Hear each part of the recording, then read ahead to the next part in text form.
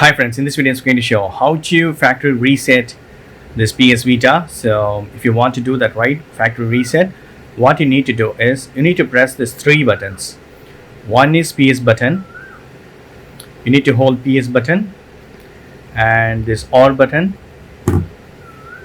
and this OR button, and this power button. Simultaneously you have to press this three button: power, OR button, and this PS button.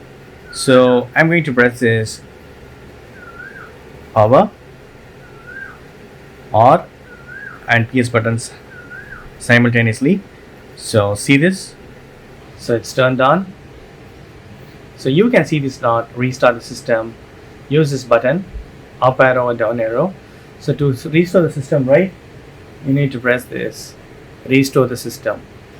Restore the system, pressing this. Settings will be restored the default values. Yes, I'm gonna choose yes. So now it's completely, restoration is completed. So it's like a fresh one. So choosing your countries, initial setups I'm doing. That's it, everything is done. Initial setup is completed. Now it will be like a brand new.